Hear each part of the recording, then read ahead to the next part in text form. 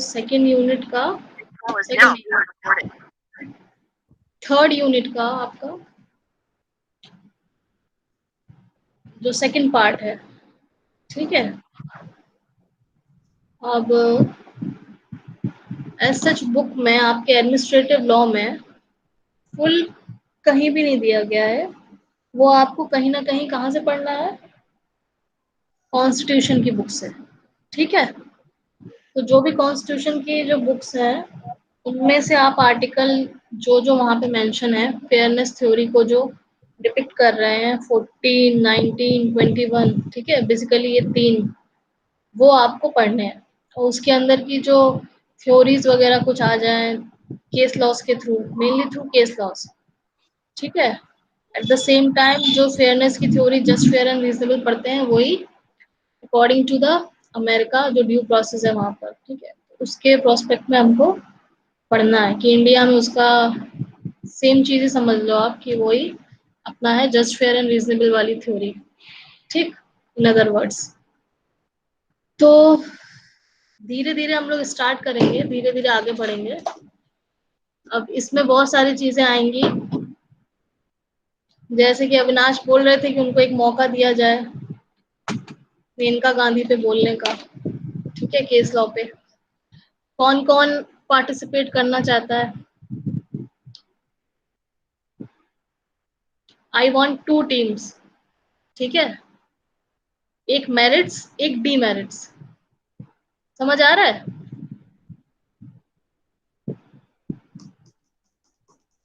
शिव, सुशील, रितिका, राजतोषा,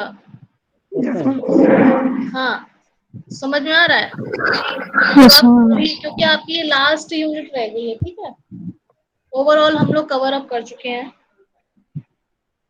तो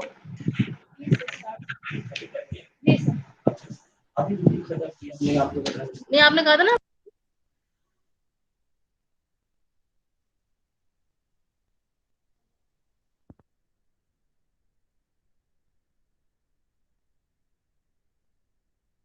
बेटा, 5 minute wait करिएगा। Okay ma'am.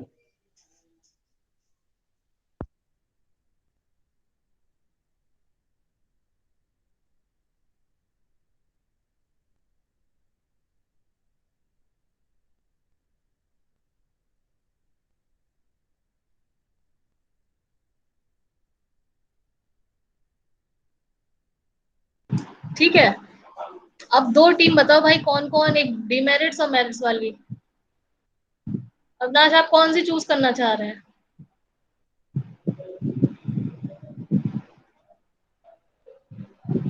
अविनाश, वॉइस आ रही सबको? Yes ma'am. हाँ, फॉर अगेंस्ट किस में रहना है आपको? मैम मैं तो अगेंस्ट हूँ मैम, ये हैं? अगेंस्ट हूँ मैम। अगेंस्ट। शिव, आप? मैम फेवर में है। फेवर में। रितिका? मैम इसके लिए पहले स्टडी करेंगे, फिर इस चीज को सही से फिर बोलेंगे। अच्छा, तो सुशील? मैम फेवर में। फेवर में, क्योंकि यही केस है जो आपका एक कह लो कि यहाँ पे लैंडमार्क जजमेंट की तरीके से फेयरनेस थ्योरी के अंदर आप डालोगे, ठीक है। तो थोड़ा बहुत आपको रिसर्च आपको करनी ही पड़ेगी उससे रिलेटेड, पर वहां पे फॉर अगेंस्ट नहीं, वहां पे जो न्यूट्रल है वो आपको लिखना है, ठीक है। बट यस फॉर अगेंस्ट इसलिए कह रहे हैं क्योंकि आप रिसर्च करोगे, ठीक है, तो उसका जो बेस्ट पार्ट है वो आपको लिखना है वहां पर, ओके। ठीक। बीइंग अ स्टूडेंट आप काम करोगे, ठीक है। तो हम लोग धीरे धीरे आज स्टार्ट करते हैं कि भाई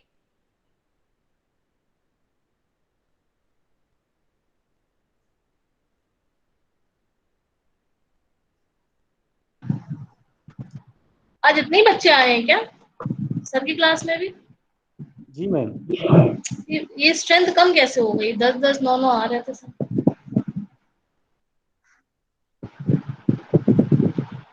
मैम कचहरी भी स्टार्ट हो गई तो हम लोग कचहरी वाले। तो कचहरी वाले तो यहाँ पे है नहीं ज्यादा, कौन? अभी दीक्षा, अभी उसका मैसेज आया था, वो आज नहीं ले पाएगी। एक शुक्ला है, और कौन रह गया? दीपक तो हो सकता है कचहरी।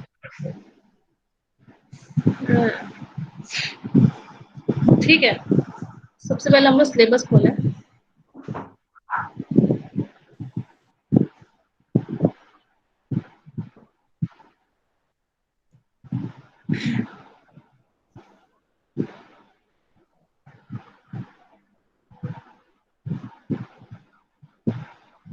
अच्छा, एक चीज बताइए, आप लोग हॉरिजॉन्टल और वर्टिकल जो फंडामेंटल राइट से क्या समझते हैं?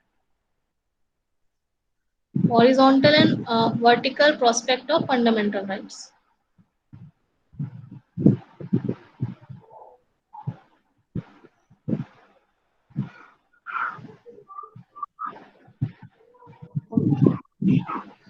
हिंदी में मैम इसको कहे तो क्या मतलब, सिटीजन नॉन हाँ, सिटीजन। मैम हिंदी में अगर कन्वर्ट करें तो सिटीजन नॉन सिटीजन के लिए हो, मीनिंग में निकल जाएगा। Citizen versus, non citizen.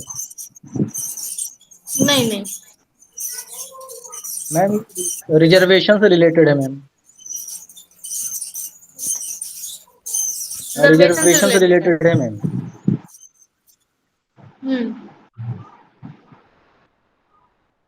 और चलिए वो तो कल डिस्कस करेंगे। अभी जो आपके आर्टिकल सिलेबस 6 में दिया गया है, क्लॉज 4, हाँ आर्टिकल 15 क्लॉज 3 हॉरिजॉन्टल रिजर्वेशन हाँ एंड आर्टिकल 16 क्लॉज 4 और वर्टिकल रिजर्वेशन। हाँ, वर्टिकल रिजर्वेशन वो तो चलो एक पूरा एक तरीके का सिलेक्शन प्रोसीजर समझ लो जो आप लोग, ठीक है, कि उन रिजर्वेशन किस उस पर होता है, वो तो इन द डिटेल स्टडी हो जाएगी जब रिजर्वेशंस की बात करेंगे। जैसे कि वो नहीं होता है सिंगल ट्रांसफरेबल वोट सिस्टम जो होता है, उस तरीके से जो प्रेसिडेंट का होता है ना, क्योंकि हम लोग जब वो पढ़ते हैं। लिटरल मीनिंग मैम ये बोल सकते हैं कि जो वर्टिकल राइट्स जो होते हैं मैम वो पब्लिक अथॉरिटीज के अगेंस्ट में यूज कर सकते हैं, ऐसा कुछ can be applied only against public यहीं पर अथॉरिटीज। यहीं पर आपको हिट करना है, आपका आंसर जो होगा ना वो इसी पर होगा, क्योंकि यहाँ जब आप यस मैम। वर्टिकल और हॉरिजॉन्टल की बात करोगे यस ना, तो मैम। यही चीज मैं जानना चाह रही थी कि जब आप अथॉरिटीज तक पहुंचे हैं तो वही दोनों का डिफरेंशिएशन, ठीक है, कल जरा यस देखना मैम। सब लोग, ठीक। हाँ, थोड़ा बहुत पता होना चाहिए जी। Yes yes ma'am. हाँ, तो हम लोग का जो थर्ड यूनिट है वो है doctrine of fairness and doctrine of legitimate expectation US, due process and judicial decisions. तो जुडिशियल डिसीजंस तो हम लोग पढ़ेंगे ही पढ़ेंगे। At the same time India through judicial decisions हमको क्या पढ़ना है, मेन हमारा फोकस यहाँ पे होने वाला है सारे केस लॉस पे, जिसके थ्रू ये डॉक्ट्रिन्स निकल के आई हैं, किन किन केसेस में आई हैं। डॉक्ट्रिन ऑफ फेयरनेस 14, 19, 21, ठीक है। At the same time doctrine of legitimate expectation. तो ये पहले थ्योरी में हम लोग धीमे धीमे बढ़ते बढ़ते जैसे जैसे जो जो केस लॉज आएंगे सामने, वो सारी चीजें हम लोग यहाँ पर धीरे धीरे डिस्कस करते जाएंगे, क्योंकि अभी मैंने इतना मैटर देखा नहीं है, एज सच बुक में दिया नहीं है। जैसे हम लोग अलग अलग थ्योरीज पढ़ते हैं अलग अलग आर्टिकल को लेते हुए, ठीक है, यहाँ पे सारी चीजों को क्लब करके हम लोग को अपना आंसर फ्रेम करना है, ठीक। तो यहाँ पे तो सबसे पहले अगर हम आज जनरल स्टार्ट करते हैं, जैसे कि आर्टिकल 14 की बात करते हैं। आर्टिकल 14 क्या कहता है? State shall not deny to any person, कौन कौन सी दो चीजें? Equality before law and equal protection of law, है कि नहीं? तो अब यहाँ पे जो चीजों को हम लोग को देखना है, एक दो सेम चीज हम 14 पढ़ने वाले हैं, ठीक है, कि 14 के अंदर किस किस दो लोगों को मिली हुई है, जहां पे हम बात करते हैं एनी पर्सन की। तो यहाँ पे कौन कौन आ जाता है? सिटीजन भी आ जाते हैं और नॉन सिटीजन भी आ जाते हैं, कि नहीं? सबको वॉइस आ रही है? Yes ma'am. ठीक है, तो यहाँ पे सिटीजन्स भी आ जाते हैं और नॉन सिटीजन्स भी आ जाते हैं, ठीक है, एकदम लोअर लेवल पे लेके चल रहे हैं अभी हम लोग अपने उसको, ठीक। तो आप कहोगे कि जो इक्वालिटी है वो एक ऐसा स्टोन है इंडियन डेमोक्रेसी का which is one of the most important. ठीक, क्योंकि यहाँ पर क्या है, अपना जो 14 आर्टिकल है उसको दो भाग में कह लो आप, it is divided, that is equality before law and equal protection of law. Equality before law कहाँ से लिया गया है और इक्वल प्रोटेक्शन ऑफ लॉ कहाँ का कंसेप्ट है? इक्वालिटी बिफोर लॉ बताओ कहाँ का कंसेप्ट है? अमेरिका का मैम, उल्टा हो गया।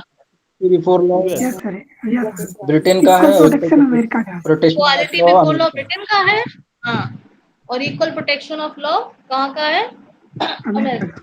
ठीक है, तो ये कहीं ना कहीं equality before law negative approach है, थोड़ी कंसेप्ट है, और जो हमारा protection, equal protection before law, वो क्या है? पॉजिटिव नेचर का है। ठीक है, तो यहाँ पे हम देखते हैं कि जैसे कि भाई इक्वालिटी बिफोर लॉ मतलब यहाँ पे आप अपनी जब दिमाग लगाओगे तो कहाँ पे आपको जाना पड़ेगा, जो हम लोग फर्स्ट यूनिट में पढ़ते आए हैं, that is rule of law.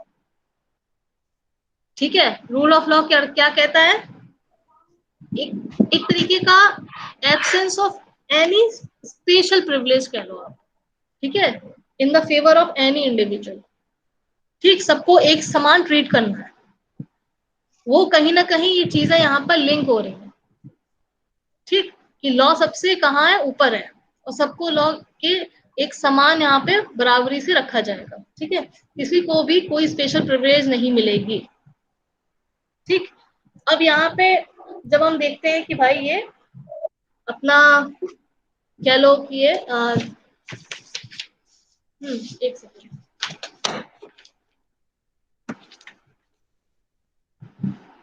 ठीक है, कि भैया हमने कहा कि इक्वालिटी बिफोर लॉ सबको एक समान रखा जाएगा, तो मतलब एक किंग जो है, जो मेन अथॉरिटी है, उसकी नजर में एक गरीब और एक अमीर, there will be no differentiation. ठीक है, उसको भी किसी उसके अंदर ट्रीट किया जाएगा, किंग भी किसी किसके अंदर ट्रीट होगा, उन्हीं पॉलिसीज के अंदर ट्रीट होगा जिसके अंदर एक पर्टिकुलर एक नॉर्मल सिटीजन ट्रीट किया जा रहा है। ठीक है, तो दोनों में क्या हो गया, यहाँ पे समता, इक्वालिटी आ जाती है। ठीक है, और किसके समान? वहां पे कंसेप्ट रूल ऑफ लॉ का भी आ जाएगा। ठीक, तो ओवरऑल यहाँ पे आपको चीजों को क्लब करते हुए जहां जहां से आप सोच सकते हो वो करते हुए चलना है।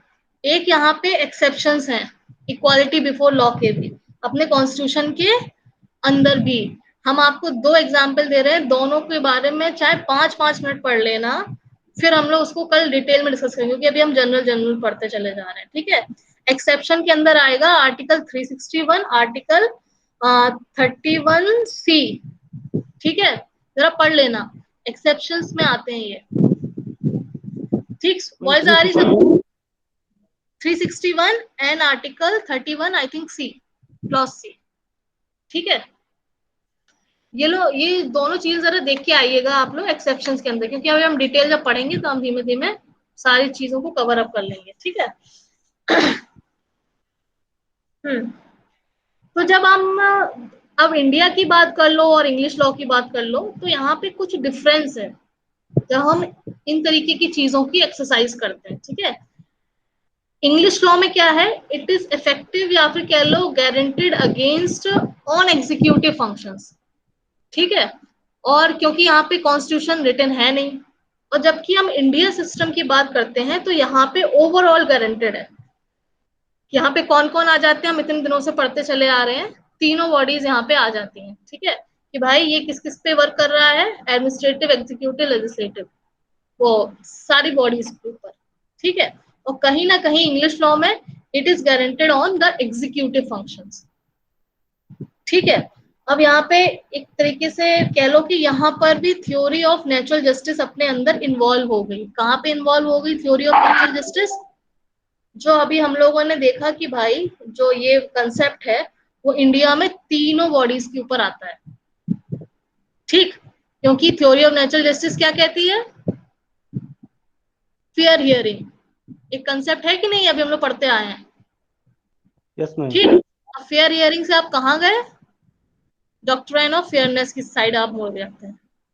ठीक, तो ओवरऑल कह लो कि आपको यहाँ पे सब कुछ थोड़ा थोड़ा करते हुए अपना आंसर फ्रेम करना पड़ेगा। तो यहाँ पर इस मैटर में भी नेचुरल जस्टिस की थ्योरी आ गई, इक्वालिटी बिफोर लॉ के अंदर भी। ठीक, कि ये इनहेरेंट प्रिंसिपल है, आपको इसको फॉलो करना ही करना है। ठीक है, फिर अगर हम बात करते हैं, अभी देखो, equal protection before law, that is concept of, it is adopted from कहां से, यूएसए से। ठीक, it is a positive concept एक तरीके का।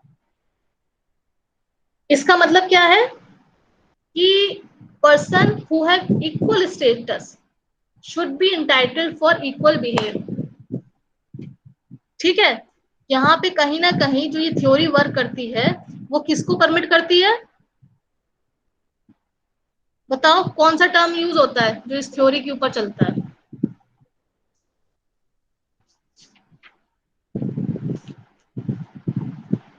बता, सबको पता होगा भाई।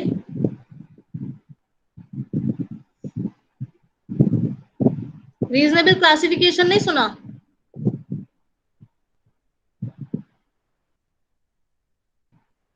सुशील, अविनाश, शिव, बताओ भाई। रजितोषर, रीजनेबल क्लासिफिकेशन सुना होगा ना?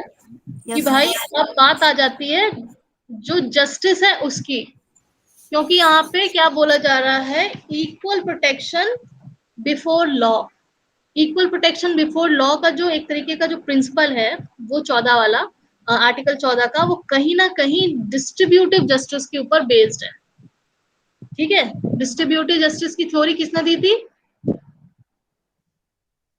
या एक चीज, ये क्वेश्चन और पता करना, एक डिस्ट्रीब्यूटिव जस्टिस की थ्योरी किसने दी है? एक हमने देखा, एक सेकंड,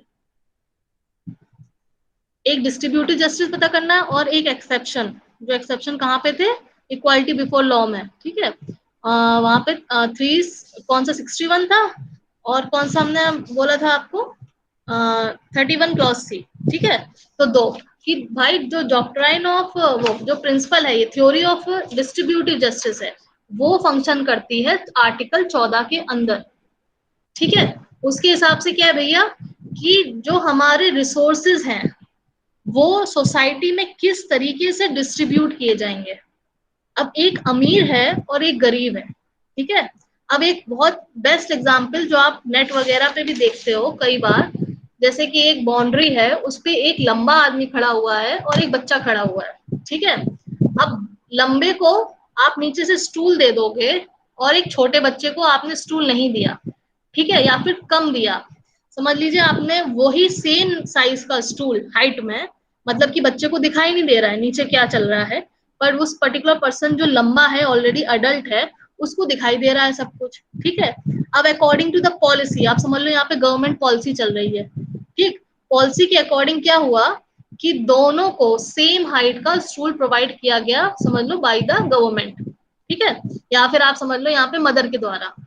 ठीक, मदर ने फादर को भी और बच्चे को भी सेम हाइट का स्टूल प्रोवाइड किया। अब फादर जब उस पर खड़ा हुआ, वो और ऊंचा हो गया। ठीक है, और बच्चा कितना हुआ, वो घूम फिर के थोड़ा बहुत उस लेवल पे आया। बट क्या फादर और बच्चा दोनों एक लेवल पे आ पाए?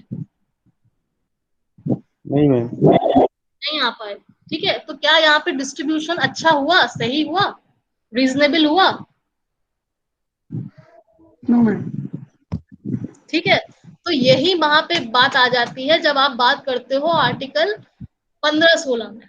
ठीक है, जहां पे क्या है कि भाई equality before law and equal protection before law. ठीक है, अब जहां पे जो आप एक्स्ट्रा जो कहते हो ना कि state government can form any other law in the favour of children और विमेन। ठीक है, कि मतलब औरत और आदमी को सेम दर्जा देना है, बट अगर नेसेसरी है तो भाई यहाँ पे एक तरीके का रीजनेबल क्लासिफिकेशन अलाउड है, क्योंकि यहाँ पे जो स्टेटस है वो विमेन का नीचे है, और उसको मेन के बराबर लाने के लिए अगर ऐसे कुछ लॉज बनाए जाते हैं उनको प्रोटेक्ट करने के लिए, तो ये क्या होंगे, ये इन्फोर्सिएबल होंगे। समझ आ रहा कि नहीं? Yes ma'am. ठीक है, तो दोनों को, अब अंबानी जो पैसा उनके पास भरमार है, ठीक है, अब उनके पास क्या है, वेल्थ जाती जा रही है, जाती जा रही है, जाती जा रही है, और जो नीचे तबके का आदमी है उसको क्या हो रहा है, वो उसी लेवल पे बना हुआ है। तो अपनी जो सोसाइटी में क्या चल रहा है, डिस्ट्रीब्यूटिव जस्टिस नहीं चल रहा है, एक बहुत अमीर है और एक बहुत ही गरीब है। ठीक है, अब जैसे आप यूएसए वगैरह में देखते हो, ठीक है, तो वहां पे आपको समझ में आएगा कि आपको इतना कुछ डिफरेंस नजर नहीं आएगा। ठीक, एक स्वीपर में और जो लोग आ रहे हैं, जो लोग वहां पे रह रहे हैं, होगा डिफरेंस, पर उस लेवल का नहीं होगा जैसा कि हम लोग देखते आ रहे हैं। एग्री करोगे कि नहीं करोगे? इसीलिए वो डेवलप्ड हो चुके हैं। ठीक है, तो एक जो वेल्थ है उसको एक हाथों में हम लोग को पकड़वा के नहीं रखना है। ये थ्योरी है, ये प्रिंसिपल है डिस्ट्रीब्यूटिव जस्टिस का। हम लोग को उसको डिस्ट्रीब्यूट करनी है, इस मैनर में डिस्ट्रीब्यूट करनी है कि भाई जो कम है उसको उस लेवल पे लाने के लिए उसको ज्यादा भी देना पड़े ना, तो वो भी क्या हो जाएगा, रीजनेबल शब्द के अंदर आ जाएगा। समझ आ रहा है Avinash, Sushil, Shiv? Yes ma'am. Yes ma'am. ठीक है, तो ये थ्योरी वर्क करती है 14 के अंदर बराबरी पे लाने के लिए। ठीक है, और इसको चैलेंज नहीं कर सकते आप।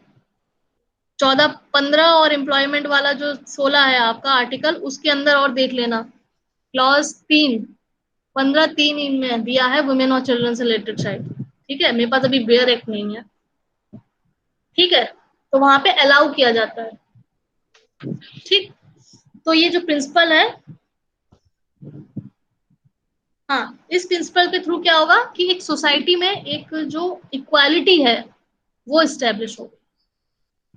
ठीक है, तो यहाँ पे आप, हमने जो अभी एग्जाम्पल बताया 15-16 में कि by the means of protective justice, एक तरीके की सोसाइटी में जो ये इक्वालिटी का जो प्रोसेस है वो इस्टेब्लिश किया जाता है। ठीक, तो ये पॉइंट या तो हम पेन रख लिया करो, तो थोड़ा थोड़ा चीजें नोट करते हुए कहाँ कहाँ जाना है, कहाँ कहाँ किस किस पॉइंट्स पे हम लोग को पढ़ना है थोड़ा थोड़ा। ठीक है। तो यहाँ पे जो इक्वल प्रोटेक्शन बिफोर लॉ है, ये क्या करता है, ये भाई परमिशन देता है। किसको परमिशन देता है? ये परमिशन देता है स्टेट को, कि आपके पास हम परमिट कर रहे हैं कि you are free to make any, free to do any classification which should be reasonable.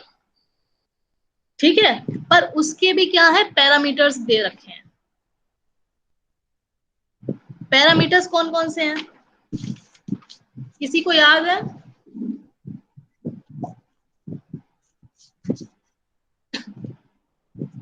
किसी को याद है? 2 पैरामीटर्स क्लासिफिकेशन के, रीजनेबल क्लासिफिकेशन की, जो स्टेट यहाँ पे हम लोग को जो वो है, स्टेट को एक तरीके से पावर मिल रखी है कॉन्स्टिट्यूशन के द्वारा।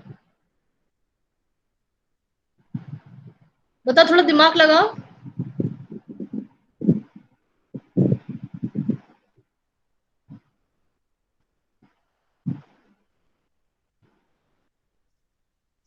कोई तो बताओ मैम भाई। वो जो कलेक्टिवली ग्रुप में क्या? हाँ बताइए। मैम वॉइस आ रही है? हाँ, वॉइस आ रही है।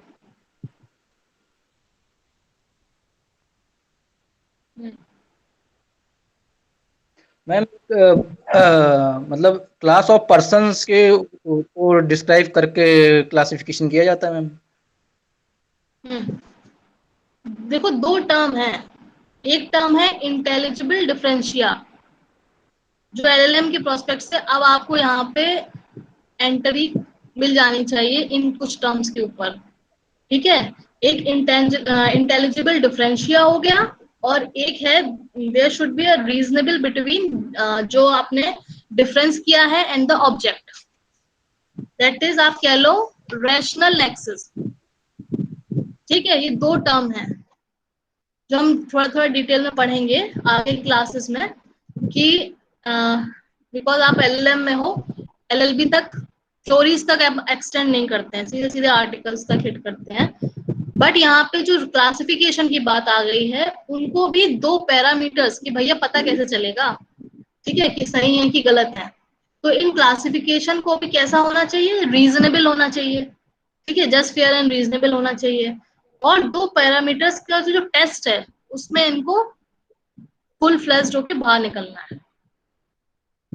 ठीक है, एकदम विथ फ्लाइंग कलर्स की भाई, जो आपने अपने बुद्धि से, ठीक है, which is required by the society, मतलब एक ऐसा डिफरेंस आप कमिट कर रहे हो सॉरी, एक ऐसा डिफरेंस आप बना रहे हैं, ठीक है, through your laws and act, कि सामने वाला जो सोसाइटी है वो समझ पाए उसको, ठीक है, विद द इंटेलिजेंस, कि सामने वाली सोसाइटी उसको समझ पा रही, उसका इफेक्ट मिल रहा है, उस तरीके की जो प्रोसेस है उस स्टेप से गुजरना पड़ेगा किसी भी पर्टिकुलर, जब आप क्लासिफिकेशन की बात करते हैं। ये हम फर्दर 2 क्लासेस में पढ़ेंगे डिटेल में। एक हम लोग पढ़ेंगे theory of rational Nexus and rational theory, इस तरीके से, क्योंकि वहां पे रिलेशनशिप किसके बीच में है, जो हम डिफरेंस क्रिएट कर रहे हैं और जो ऑब्जेक्ट है, ठीक है। और जो क्लासिफिकेशन है वो किसके बेस पे होना चाहिए, इंटेलिजिबल डिफरेंशियल के बेसिस पे, which has to be just fair and reasonable, ठीक है। तो ये दोनों टर्म्स हमको आगे क्लासेस में पढ़ने ही पढ़ने हैं, ठीक। तो यहाँ पर हाँ, एक केस लॉ है चिरंजीत लाल वर्सेस यूनियन ऑफ इंडिया, ठीक है। इसमें क्या बोला गया है, इसमें बोला गया है कोर्ट ने कि अगर सिंगल पर्सन भी एक क्लास है और वो क्लास रीजनेबल है, तो such type of classification is valid. आप समझ रहे हो कितनी बड़ी इंटरप्रिटेशन हो गई कि एक पर्टिकुलर वन सिंगल पर्सन है और वो भी अगर एक क्लास फॉर्म कर रहा है और वो क्लासिफिकेशन रीजनेबल है, तो इस तरीके का क्लासिफिकेशन भी भाई वैलिड है, एक्सेप्टेबल है, होना चाहिए, उसको वहां पे बेनिफिट मिलना चाहिए, ठीक है। यहाँ पे रिजर्वेशन आप समझ सकते हो, ठीक। अगर वो उस पर्टिकुलर डिस्ट्रीब्यूटिव जस्टिस के अंदर नहीं आ रहा है, उसके संग ये सारी चीजें नहीं हो रही हैं, उसको जस्टिस नहीं मिल रहा है डिस्ट्रीब्यूटिव एक तरीके का, और नीचे उसको दबाया जा रहा है, ठीक है, वेल्थ एक हाथ में एक्युमुलेट हो रही है, तो ये सारी चीजें यहाँ पे कहाँ पर आपको ले जाती हैं, इन 2 थ्योरीज पे।